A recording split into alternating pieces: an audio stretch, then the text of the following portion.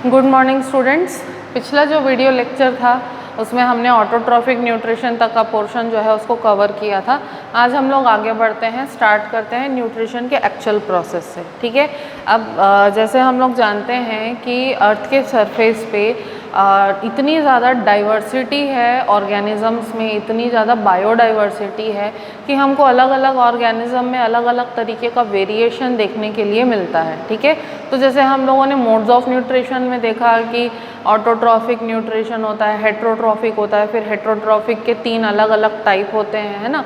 तो different types के अब न्यूट्रिशन जैसे ऑर्गेनिज़म्स में हमको देखने के लिए मिलते हैं। ठीक है, तो ऑर्गेनिज़म की बॉडी की जो ऑर्गेनाइजेशन होती है, ठीक है, उस हिसाब से ऑर्गेनिज़म जो है अपना मोड ऑफ न्यूट्रिशन चूज़ करता है। ठीक है, जैसे प्लांट्स अगर ग्रीन है तो उनमें ऑटोट्रॉफिक न्यूट्रिशन चलता है, लेकिन हम जो है हमारे बॉडी में क्लोरोप्लास्ट नहीं है तो हम हेट्रोट्रॉफिक मोड ऑफ न्यूट्रिशन, और अगर और स्पेसिफिकली बोले तो होलोजोइक मोड ऑफ न्यूट्रिशन को हमने अडॉप्ट किया है। ठीक है, तो ऑर्गेनिज़म की बॉडी के हिसाब से जो है उसका मोड ऑफ न्यूट्रिशन जो है वो चेंज हो जाता है। ठीक है, अब जो लोअर ऑर्गेनिज़म्स होते हैं, क्योंकि लोअर ऑर्गेनिज़म्स की बॉडी जो है उतनी ज़्यादा कॉम्प्लेक्स नहीं होती है तो उनमें हमको डिवीज़न ऑफ लेबर जो है वो भी देखने नहीं मिलता।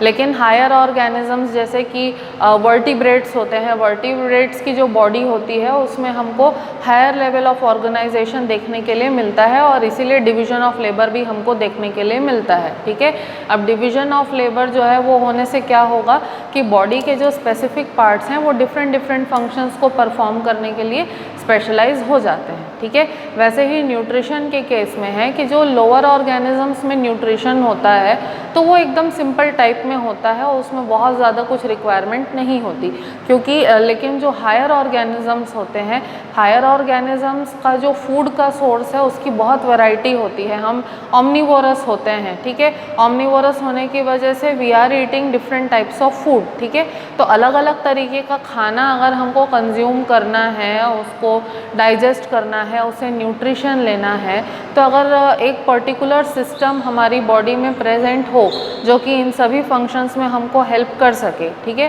तो इससे हमको न्यूट्रिशन लेने में और ज़्यादा आसानी हो जाएगी। ठीक है, इसीलिए जो हायर ऑर्गेनिज़म्स होते हैं, हायर ऑर्गेनिज़म्स के अंदर न्यूट्रिशन ऑब्टेन करने के लिए एक पर्टिकुलर सिस्टम होता है जिसको कि हम लोग डाइजेस्टिव सिस्टम बोलते हैं। ठीक है, तो डिफरेंट ऑर्गेनिज़म्स में डिफरेंट तरीके से या डिफरेंट प्रोसेस के हेल्प से न्यूट्रिशन जो है वो ऑब्टेन किया जा सकता है। ठीक है, तो पहले आज हम लोग देखते हैं कि अमीबा जो है, जो यूनिसेल्युलर ऑर्गेनिज़म है, जो कि लोअर ऑर्गेनिज़म्स को रिप्रेजेंट करता है, उसके अंदर न्यूट्रिशन कैसे होता है। उसके बाद फिर हम लोग ये देखेंगे कि ह्यूमन बींग्स जो है हम में न्यूट्रिशन कैसे होता है। ठीक है, तो सबसे पहले देखते हैं अमीबा में न्यूट्रिशन कैसे होता है। अमीबा में जो न्यूट्रिशन होता है वो एक प्रोसेस के हेल्प से होता है जिसको कहते हैं हम लोग फैगोसाइटोसिस। ठीक है, फैगोसाइटोसिस नाम का एक प्रोसेस है जिसके हेल्प से अमीबा में न्यूट्रिशन होता है। ठीक है, अब इसका मीनिंग क्या है।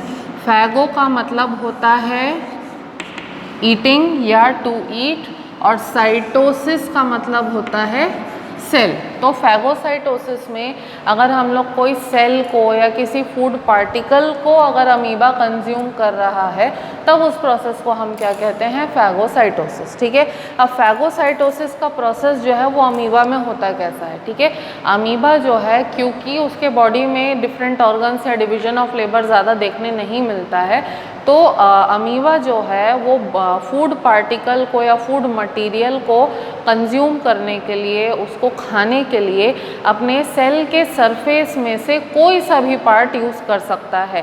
क्योंकि पर्टिकुलर ऑर्गन नहीं है उसके पास, तो उसके सेल का जो प्लाज्मा मेम्ब्रेन होता है, सरफेस होता है, तो उस पर से वो किसी भी जगह से कोई भी फूड पार्टिकल जो है वो कंज्यूम कर सकता है। ठीक है, अब जैसे कि ये हम लोग फर्स्ट स्टेप से देख रहे हैं कि यहाँ पे अमीबा जो है वो अपने नॉर्मल स्टेट में है। ठीक है, अब जैसे ही अमीबा के आसपास कोई भी फूड पार्टिकल रहता है, ठीक है, तो अमीबा क्या करता है, क्योंकि अमीबा का कोई अपना पर्टिकुलर स्ट्रक्चर नहीं होता है, उसका स्ट्रक्चर जो है वो शेप जो है उसका वो चेंज हो सकता है, तो अमीबा क्या करता है, अपना जो उसके सेल का मेम्ब्रेन होता है, सेल के मेम्ब्रेन को क्या करता है, एक्सटेंड करता है। एक्सटेंड करके ऐसे फिंगर जैसे छोटे छोटे जो है प्रोट्रूजन्स या फिंगर जैसे स्ट्रक्चर्स जो है उनको बाहर निकालता है। ठीक है, तो ये जो फिंगर जैसे प्रोट्रूजन या फिंगर जैसे स्ट्रक्चर्स होते हैं, इनको हम कहते हैं स्यूडोपोडिया। ठीक है, पोडिया का मतलब क्या होगा, लेग्स या हैंड, जिसको या हम लिम्स कह सकते हैं उसको ओवरऑल, और स्यूडो का मतलब होगा फेक। तो फेक लेग्स या फेक लिम्स जो है उसको प्रोड्यूस करता है अमीबा। और धीरे धीरे ये जो स्यूडोपोडिया हैं ये क्या करते हैं, धीरे धीरे जा करके पूरे तरफ से चारों तरफ से क्या करते हैं, जो फूड पार्टिकल है, this is the food particle, चारों तरफ से फूड पार्टिकल को क्या कर लेते हैं, घेर लेते हैं। घेर लेने के बाद में यहाँ नेक्स्ट स्टेप में देखते हैं, दोनों स्यूडोपोडिया घेरने के बाद क्या करते हैं, दोनों का जो मेम्ब्रेन होता है वो आपस में फ्यूज़ हो जाता है। फ्यूज़ होने के बाद में ये जो फूड पार्टिकल है उसके चारों तरफ इस तरीके से एक वैक्यूल बन जाता है। ठीक है, तो ये जो ये जो वैक्यूल है इसको हम कहते हैं फूड वैक्यूल।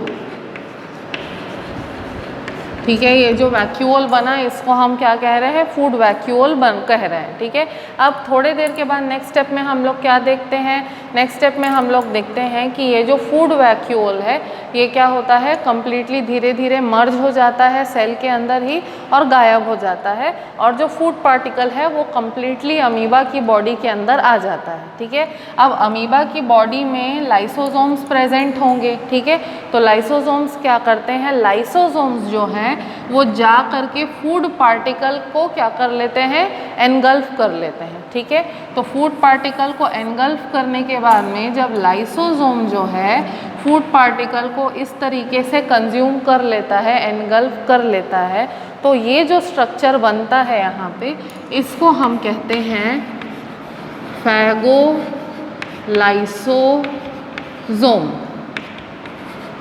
इस स्ट्रक्चर को हम क्या कह रहे हैं, फैगोलाइसोसोम। ठीक है, तो लाइसोसोम के अंदर फूड पार्टिकल आ गया। अब लाइसोसोम में जो हाइड्रोलिटिक एंजाइम्स होंगे वो किसके ऊपर एक्ट करेंगे, फूड पार्टिकल पे एक्ट करेंगे, उसको डाइजेस्ट करेंगे। डाइजेशन होने के बाद में जो भी यूज़फुल मटेरियल फूड पार्टिकल से निकलता है, वो जो यूज़फुल मटेरियल है वो लाइसोसोम से बाहर निकलता है और आसपास में जो साइटोप्लाज्म प्रेजेंट रहता है उसमें क्या हो जाता है, डिज़ोल्व हो जाता है, मिल जाता है।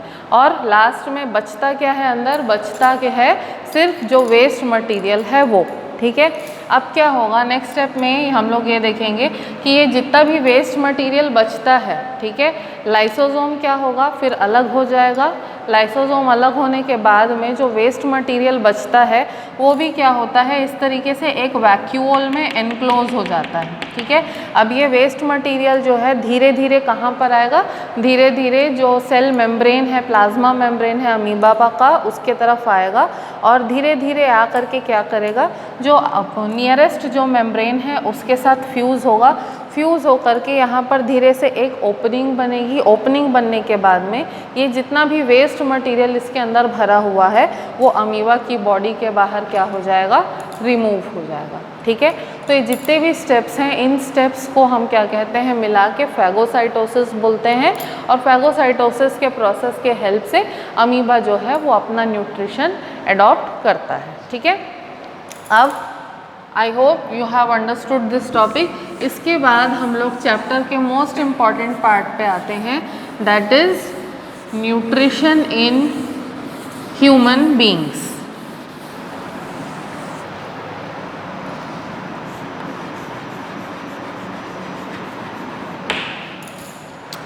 ठीक है, जैसे कि हम लोगों ने देखा था, ठीक है, मैंने अभी आप लोगों को बोला था कि ह्यूमन बींग्स जो होते हैं वो ओमनीवोरस होते हैं और उनकी बॉडी का ऑर्गेनाइजेशन जो है वो भी बहुत कॉम्प्लेक्स होता है। ठीक है, तो ओमनीवोरस होने की वजह से, क्योंकि उनका सोर्स ऑफ फूड डिफरेंट है, बहुत डिफरेंट तरीके के फूड मटेरियल्स जो हैं वो कंज्यूम करते हैं, तो फूड जो है वो डिफरेंट टाइप का होने की वजह से, ठीक है, एक ही तरीके का अगर क्या कहना चाहिए, एक ही तरीके का अगर सिस्टम हो हमारे बॉडी में, जो कि सारे फूड मटेरियल्स को या different different variety of food जो है उसको डाइजेस्ट करने में हेल्प करे, ठीक है।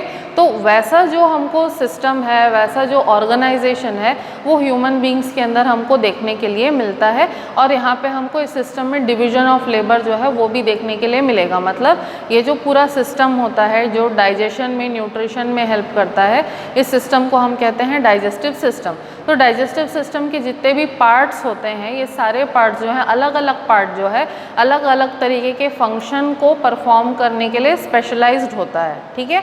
अब सबसे पहला क्वेश्चन आता है कि डाइजेस्टिव सिस्टम है क्या, ठीक है।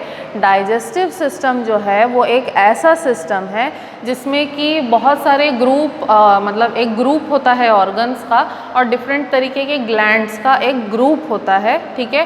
तो ये जो ऑर्गन्स और ग्लैंड्स का ग्रुप होता है ये सारे मिलकर के एक ऐसा सिस्टम बनाते हैं जो कि इंजेशन से, यानी कि खाने को अंदर कंज्यूम करने से लेकर के उसको डाइजेस्ट करना, उससे न्यूट्रिशन एब्जॉर्ब करना और जो वेस्ट मटेरियल बचता है उसको बॉडी के बाहर एक्सपेल करने का काम जो है वो सिस्टम करता है, ठीक है।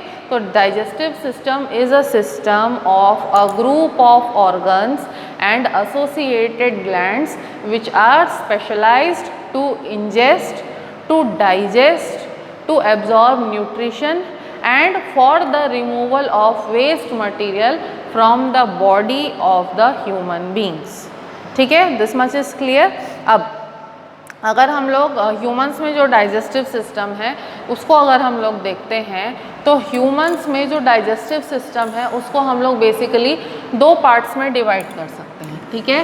पहला होगा elementary canal and the second one is the associated glands,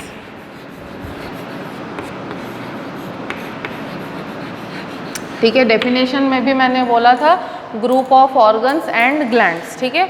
तो एलिमेंट्री कैनाल जो है उसमें डिफरेंट ऑर्गन्स का ग्रुप आ जाएगा और 3 ग्लैंड्स है जिनको कि हम लोग एसोसिएटेड ग्लैंड्स की कैटेगरी में रखते हैं, ठीक है। अब सबसे पहले देखते हैं एलिमेंट्री कैनाल का पार्ट क्या क्या होगा।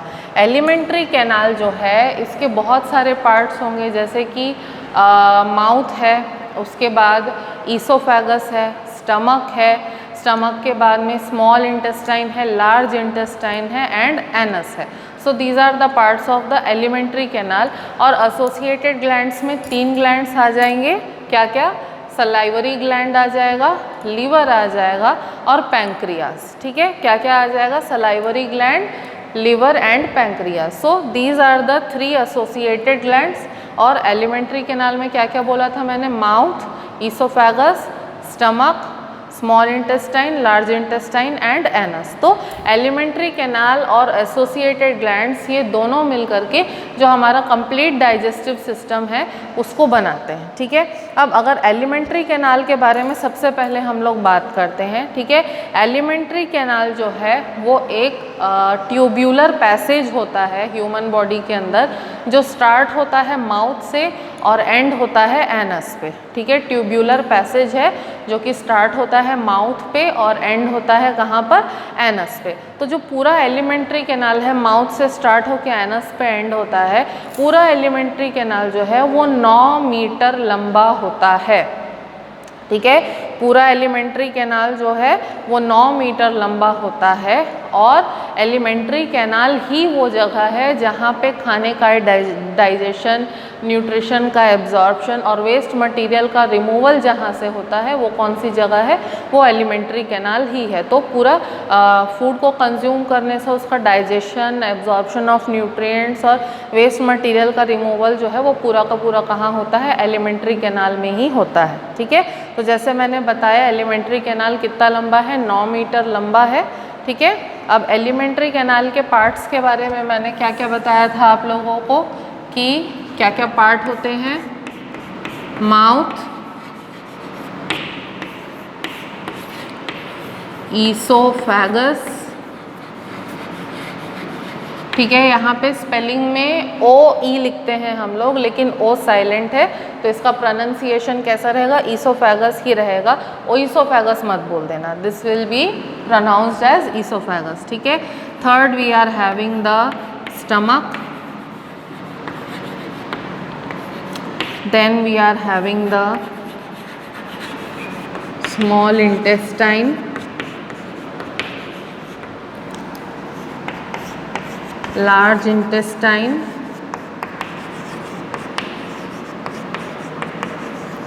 and finally the anus. Okay, so these are the parts of the alimentary canal. One by one हमको देखना है कि कौन से पार्ट का क्या क्या फंक्शन है। ठीक है, तो सबसे पहले हम लोग स्टार्ट करते हैं माउथ से।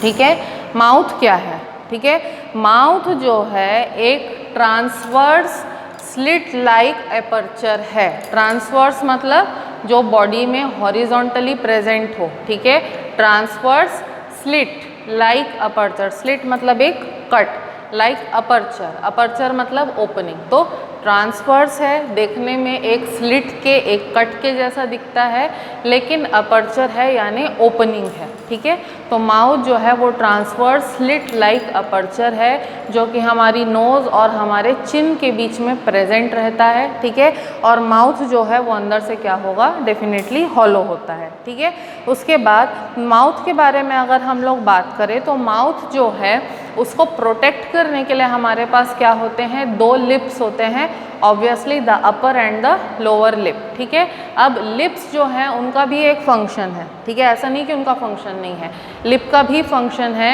Lips are helping us to hold the food, lips are helping us to hold the food, plus उसके अलावा हमको फोनेटिक्स यानी कि बोलने में, स्पीच में भी हेल्प करने का काम जो है वो कौन करता है? लिप्स करते हैं। ठीक है, तो लिप्स का क्या फंक्शन है? एक तो माउथ को प्रोटेक्ट करके रखना, फूड को होल्ड करना, और हमको स्पीच में हेल्प करना। ठीक है, अब ये तो हुआ माउथ की बात। ठीक है, नेक्स्ट माउथ के बाद we are having the buccal cavity. ठीक है, बक्कल कैविटी क्या है? माउथ दो जो स्लिट था, जो ओपनिंग था, that is the mouth. Mouth के अंदर जो हॉलो स्पेस होता है that is the buccal cavity. बक्का का मतलब होता है चीक या गाल, तो चीक के अंदर रहने वाली कैविटी क्या हो गई? बक्कल कैविटी, है ना। तो बक्कल कैविटी जो है हमारे माउथ के अंदर का हॉलो स्पेस है, उसको कहते हैं। ठीक है, बक्कल कैविटी जो है इसके अंदर भी कुछ कुछ चीज़ें होती हैं। ठीक है, अब बक्कल कैविटी के अंदर क्या क्या चीज़ें होती हैं? बक्कल कैविटी जो है वो स्टार्ट कहाँ से होती है? स्टार्ट होती है हमारे टीथ से। ठीक है, स्टार्ट कहाँ होती है? लिप्स हैं, लिप्स के जस्ट बाद टीथ होता है ना, तो स्टार्ट होती है टीथ से, और एंड कहाँ पर होती है? फेरिंग्स पे, यानी कि यहाँ पर। ठीक है, फेरिंग्स क्या होता है? फेरिंग्स क्या होता है? फेरिंग्स होता है हमारा जो फूड पाइप होता है, जहाँ पर मतलब हमारे नोज़ का जो कैनाल है, प्लस हमारे जो गले का जो कैनाल है, जो जिस जगह पे जुड़ते हैं एक दूसरे से, उस जगह को हम फेरिंग्स बोलते हैं। तो दिस पार्ट ओवर हियर, ये जो हमारी गर्दन है, जो हमारा वॉइस बॉक्स है, दिस इज़ द लैरिंग्स, और लैरिंग्स के ऊपर का जो पार्ट है, ये वाला पार्ट है, दिस इज़ द फेरिंग्स। ठीक है, तो बक्कल कैविटी स्टार्ट कहाँ से हो रही है? टीथ से स्टार्ट हो रही है और फेरिंग्स तक एक्सटेंड करती है। ठीक है, अब बक्कल कैविटी के अंदर क्या क्या प्रेजेंट रहता है? बक्कल कैविटी के अंदर प्रेजेंट होता है हमारे टीथ, हमारा टंग, और उसके अलावा जो एसोसिएटेड ग्लैंड्स में से एक सलाइवरी ग्लैंड जो होता है वो भी हमारे बक्कल कैविटी के अंदर प्रेजेंट होता है। ठीक है, अब अगर हम लोग टीथ के बारे में बात करें, ठीक है, ठीक है, टीथ के बारे में अगर बात करें तो जो ह्यूमन अडल्ट्स होते हैं, ह्यूमन अडल्ट्स होते हैं उनके अंदर 32 टीथ होते हैं, 32 दांत होते हैं, ठीक है। अब ये जो टीथ होते हैं हमारे, ये यूनिफॉर्मली डिस्ट्रीब्यूटेड होते हैं हमारे अपर और लोअर जॉ में, ठीक है। मतलब 16 दांत जो हैं वो अपर जॉ में रहेंगे और जो बाकी 16 दांत हैं वो हमारे लोअर जॉ में रहते हैं, ठीक है। तो अब हमारे जो टीथ होते हैं वो अपर और लोअर जॉ में क्या होते हैं, धसे हुए होते हैं, एम्बेडेड होते हैं, ठीक है। क्या होते हैं, जो टीथ होते हैं हमारे अपर और लोअर जॉ में धसे हुए होते हैं, एम्बेडेड होते हैं। तो इस चीज़ के लिए एक टर्म है हमारे पास जिसको हम कहते हैं थैकोडॉन्ट, ठीक है। थैकोडॉन्ट यानी कि ऐसे दांत जो कि किसमें धसे हुए हो, जॉ में धसे हुए हो, ऐसे दांत को हम कहते हैं थैकोडॉन्ट, ठीक है। अब हमारी जो अपर और लोअर जॉ है उसमें जो दांत है वो धसे हुए रहते हैं। अब हम लोग जो है वो डिफरेंट टाइप्स ऑफ फूड को कंज्यूम करते हैं, ठीक है। जैसे ह्यूमन बींग्स जो है कई सारे वेजिटेरियन होते हैं, कई सारे नॉन वेजिटेरियन होते हैं और कई सारे सेमी वेजिटेरियन होते हैं, मतलब अंडा खा लेंगे लेकिन बाकी चीज़ें नहीं खाएंगे, ठीक है। तो वैसे भी लोग होते हैं, ठीक है। तो हम लोग क्योंकि डिफरेंट तरीके का जो खाना है उसको खाते हैं, कंज्यूम करते हैं, तो different type of food material जो है, ठीक है, उसको खाने के लिए हमको किसकी ज़रूरत पड़ती है, दांतों की।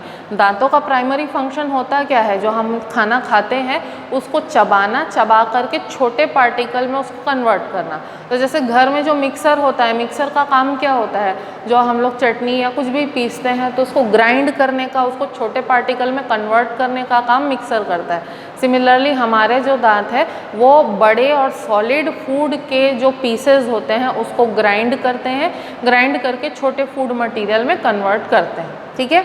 अब क्योंकि हम लोग डिफरेंट तरीके का खाना खाते हैं, है ना, तो अलग अलग खाने का अलग अलग टेक्सचर होता है, अलग अलग फॉर्म होता है। तो एक ही तरीके के दांत से हम सारे टाइप्स ऑफ फूड को, डिफरेंट टाइप्स ऑफ फूड को हम लोग ग्राइंड नहीं कर पाएंगे, चबा नहीं पाएंगे, ठीक है। इसीलिए हमारे जो दांत होते हैं वो 4 टाइप के होते हैं, ठीक है। हमारे जो दांत हैं वो 4 टाइप के होते हैं और चारों दांत जो है वो किसी न किसी तरीके के फूड मटेरियल को हमको ग्राइंड करने में या काटने में हेल्प करते हैं। जैसे कि हमारे पास 4 दांत हैं, इंसाइसर, फिर केनाइन, फिर प्रीमोलार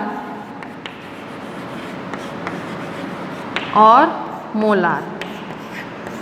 4 तरीके के दांत होते हैं हमारे पास, इंसाइसर, केनाइन, प्रीमोलार और मोलार। क्योंकि 4 तरीके के दांत है तो इसको भी एड्रेस करने के लिए हमारे पास एक टर्म है जिसको कि हम बोलते हैं हेटेरोडोंट। थैकोडोंट क्या था, teeth embedded in the jaw, और हेटेरोडोंट मतलब 4 टाइप्स ऑफ टीथ, ठीक है। अब ये इंसाइसर, केनाइन, प्रीमोलार और ये जो मोलार है, ठीक है, ये जो 4 डिफरेंट टाइप करके हमारे पास दांत हैं, इनका भी एक फिक्स्ड नंबर होता है, ठीक है। क्या होता है, इनका भी एक फिक्स्ड नंबर होता है, ठीक है। जैसे कि इंसाइसर टोटल हमारे पास होते हैं 4, ठीक है, टोटल इंसाइसर होते हैं हमारे पास 4, केनाइन होते हैं 2, प्रीमोलार जो है वो हमारे पास कितने होते हैं 4, और मोलार है टोटल कितने हमारे पास 6, ठीक है। तो अगर टोटल करें 6 4 10 2 12 और ये 16, तो मतलब सिर्फ क्या हो रहा है, 16 दांत की गिनती आ रही है। हमारे पास तो 32 होते हैं, बाकी 16 कहाँ है, ठीक है। कहने का मतलब क्या है, ये सिर्फ हम एक जॉ के बारे में बात कर रहे हैं, मतलब कि एक जॉ के अंदर हमारे पास 4 इंसाइसर होंगे, 2 केनाइन होंगे, 4 प्रीमोलार और 6 मोलार होंगे एक जॉ में, है ना। क्या होगा, 4 इंसाइसर, 2 केनाइन, प्रीमोलार 4 और मोलार 6। तो इस तरीके से एक जॉ के अंदर हमारे पास टोटल इतनी सारी चीज़ें होंगी, ठीक है। तो हमारे माउथ के अंदर जितने भी दांत होते हैं, ठीक है, उनको डिनोट करने के लिए या उनको बताने के लिए हमारे पास क्या होता है, एक डेंटल फॉर्मूला होता है, ठीक है। डेंटल फॉर्मूला क्या बताता है कि किसी भी ऑर्गेनिज्म के माउथ में कितने टीथ प्रेजेंट हैं, ठीक है। तो अगर ह्यूमंस के केस में बात हम लोग करें, अपर जॉ अपॉन लोअर जॉ। ठीक है, तो कितने हमारे पास टीथ होंगे? 2, 1, 2, 3 अपॉन 2, 1, 2, 3 इंटू 2, 2, 1, 2, 3 अपॉन 2, 1, 2, 3 इंटू 2। तो कैसे लिखेंगे इसको हम लोग?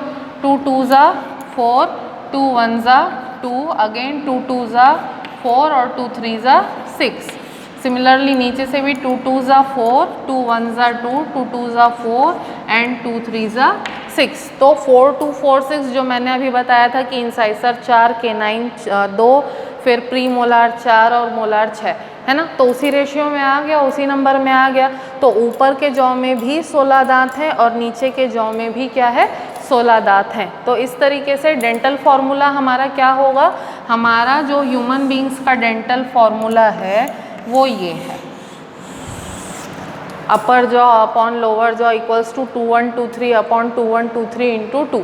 This is the dental formula of the human beings. ठीक है, अब एक और चीज़ जो यहाँ पे वर्थ मेंशनिंग है वो ये है कि जब हम लोग छोटे थे, ठीक है, हम सभी ह्यूमन बींग्स जब छोटे रहते हैं तो सभी के हम लोग बोलते हैं ना दूध के दांत होते हैं। ठीक है, दूध के दांत जो है वो 10 साल 12 साल 10 साल की उम्र तक मेरे ख्याल से धीरे धीरे एक एक करके टूट के झड़ते हैं और उनको रिप्लेस करने के लिए जो नए परमानेंट दांत हैं वो आते हैं। ठीक है, तो ऐसा फिनोमिना जहाँ पर ह्यूमन बींग्स में 2 सेट ऑफ टीथ होता है, एक टेम्पररी टीथ या मिल्क टीथ होता है और दूसरा परमानेंट टीथ का सेट होता है। तो इसके लिए भी हमारे पास एक टर्म है डाइफायोडोंट।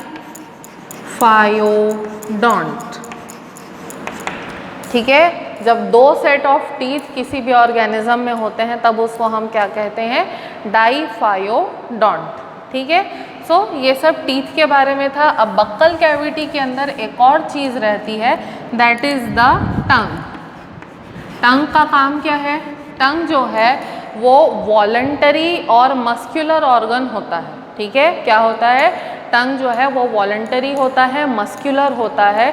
और टंग का काम क्या होता है? टंग जो है वो हमारे मुंह में जो लार बनती है, जो सलाइवा बनता है, उसको खाने के साथ मिक्स करके खाने को मॉइस्ट बनाने में हेल्प करता है। उसके अलावा खाने को टर्न करने में, हमारे मुंह के अंदर खाने को टर्न करने में हेल्प करता है। हमारे जो टेस्ट बड्स होते हैं वो भी किस पर होते हैं? टंग पे होते हैं। और उसके अलावा टंग जो है वो हमको खाने को निगलने में और बात करने में भी हेल्प करता है। ठीक है, अब टंग के टेस्ट बड्स के बारे में बात करें तो जो हमारे टंग की टिप होती है, ठीक है, जैसे अगर मैं यहाँ पर एक्सप्लेन करूँ, है ना, ये जो टंग की टिप है, ठीक है, यहाँ पर हमको स्वीट टेस्ट आता है। ठीक है, फिर टंग के ये जो साइड्स हैं, ठीक है, टंग के ये जो साइड्स हैं यहाँ पर, ठीक है, यहाँ पे हमको सॉल्ट का टेस्ट आता है। ठीक है, यहाँ जो टंग का पीछे का पोर्शन है यहाँ पे हमको बिटर टेस्ट आता है। ठीक है, और टंग का ये वाला जो पार्ट है यहाँ पे हमको सावर टेस्ट आता है ना। तो अलग अलग तरीके के टेस्ट के अलग अलग बर्ड्स होते हैं। जैसे स्वीट का जो टेस्ट होता है उसके टेस्ट बर्ड्स टिप पे होंगे, सॉल्ट के यहाँ पे इस तरीके से साइड में होंगे, बिटर का एकदम पीछे, और सावर का भी इस तरीके से पीछे में साइड की तरफ रहेगा। तो अलग अलग टेस्ट बर्ड्स जो हैं वो हमारे टंग में अलग अलग लोकेशन पे होते हैं। तो इस तरीके से टंग जो होता है उसका मल्टीपल फंक्शन है। सलाइवा और खाने को मिक्स करता है, खाने को टर्न करने में हेल्प करता है, खाने को टेस्ट करने में हेल्प करता है, गल्प करने में यानी कि निगलने में हेल्प करता है, और उसके अलावा हमको बात करने में और बोलने में भी हेल्प करता है। ठीक है, अब तीसरी चीज़ जो माउथ के अंदर रहती है that is the salivary gland.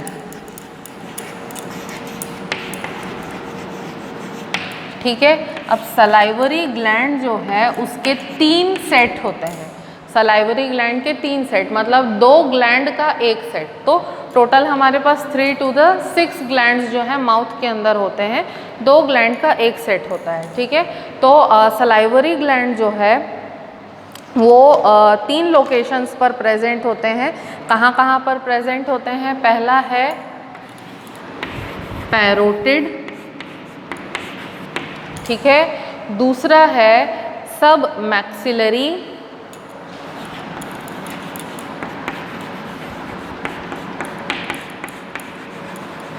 और तीसरा है सब लिंगुअल,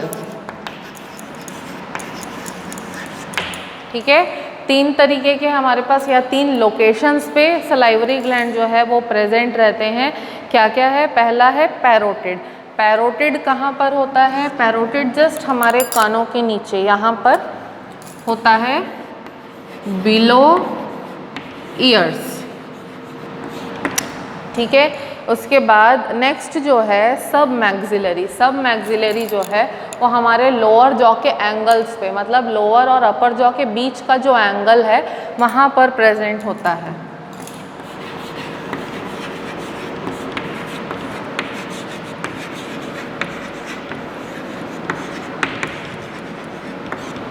ठीक है। और तीसरा है सबलिंगुअल, जो कि हमारे जीभ के नीचे होता है, हमारे टंग के नीचे प्रेजेंट होता है। So sublingual it is below the tongue, ठीक है। तो ये जो सलाइवरी ग्लैंड्स है ये क्या करते हैं? कंटिन्यूअसली हमारे मुंह को मॉइस्ट बना के रखने में क्या करते हैं? हेल्प करते हैं by continuously secreting the saliva, ठीक है। तो हर दिन कम से कम 1.5 से 2 लीटर सलाइवा जो है वो हमारे सलाइवरी ग्लैंड्स प्रोड्यूस करते हैं, ठीक है। स्पेशली तब प्रोड्यूस करते हैं जब हमको हमारे पसंद की कोई खाने की चीज़ दिख जाए या खाने की खुशबू जो है अगर हमको आ जाए, तब स्पेसिफिकली सलाइवरी ग्लैंड से ज़्यादा सलाइवा सिक्रीट होता है, ठीक है। अब सलाइवरी ग्लैंड से जो सलाइवा सिक्रीट हो रहा है, ठीक है, इस सलाइवा के अंदर जो है बहुत सारी डिफरेंट तरीके के केमिकल्स प्रेजेंट होते हैं, ठीक है। अगर स्पेसिफिकली हम लोग बात करें क्या क्या केमिकल्स प्रेजेंट होते हैं, ठीक है, तो सलाइवा जो है, सलाइवा बनता है किससे? सबसे पहले तो वाटर से, उसके अलावा उसमें लाइसोजाइम प्रेजेंट होता है, उसके अलावा सलाइवरी अमाइलेज या टाइलिन नाम का एक एंजाइम भी प्रेजेंट होता है, ठीक है। सलाइवा में क्या क्या होता है? सबसे पहली चीज़ तो सलाइवा में होता है वाटर, ठीक है। वाटर के साथ साथ इसमें और क्या प्रेजेंट रहता है? म्यूकस, ठीक है, जो कि क्या करता है? थोड़ा सा मॉइस्चर बना के रखता है, हमारे मुंह को कंटिन्यूसली मॉइस्ट बना के रखता है और हमारे मुंह को सूखने नहीं देता, ठीक है। उसके अलावा ये जो म्यूकस और वाटर है ये क्या करता है? एलिमेंट्री कैनाल को भी मॉइस्चर प्रोवाइड करता है और मॉइस्ट बना करके रखता है, ठीक है। उसके बाद इसमें लाइसोजाइम प्रेजेंट रहता है। लाइसोजाइम किस लिए? क्योंकि अगर हम खाना खा रहे हैं, खाना खाते खाते कोई माइक्रो ऑर्गेनिज्म अगर खाने के साथ एंटर कर जाए तो लाइसोजाइम जो है वो माइक्रो ऑर्गेनिज्म के साथ इंटरैक्ट करेगा और उस माइक्रो ऑर्गेनिज्म को किल करके क्या करेगा? हमारे फूड को डिसइंफेक्ट करने का काम करेगा, ठीक है। तो लाइसोजाइम जो होता है उसके अंदर एंटी माइक्रोबियल एक्टिविटी होती है, ठीक है। उसके अलावा तीसरी चीज़ सलाइवरी अमाइलेज या टाइलिन, यहाँ पे पी साइलेंट रहेगा और टाइलिन प्रोनाउंस करेंगे हम लोग इसको। सलाइवरी अमाइलेज या टाइलिन जो होता है वो जो एंजाइम है वो स्टार्च को डाइजेस्ट करने में हेल्प करता है। तो जैसे कभी आप लोगों ने देखा होगा रोटी है या ब्रेड है, उसको अगर हम लोग बहुत देर तक चबाते रहेंगे तो धीरे धीरे उसका टेस्ट जो है वो हमको स्वीट लगने लगेगा। ऐसा किस लिए होता है? क्योंकि सलाइवरी अमाइलेज जो होता है वो रोटी या ब्रेड या किसी भी खाने में, जैसे चावल है, उसके अंदर जो स्टार्च प्रेजेंट रहता है उस स्टार्च को क्या करने लगता है? डाइजेस्ट करने लगता है। डाइजेस्ट करके उसको डेक्स्ट्रिन यानी कि एक तरीके के शुगर में कन्वर्ट करने लगता है, ठीक है। स्टार्च को डाइजेस्ट करके डेक्स्ट्रिन में कन्वर्ट करने लगता है, इसीलिए कुछ समय बाद जो है हमको खाना मीठा लगने लगता है। Okay, so this was about the buccal cavity. 2 topics complete किए, माउथ और बक्कल कैविटी। आज यहीं तक करते हैं। नेक्स्ट क्लास जो है, नेक्स्ट क्लास में हम लोग ईसोफेगस से आगे जो है स्टार्ट करेंगे। Thank you.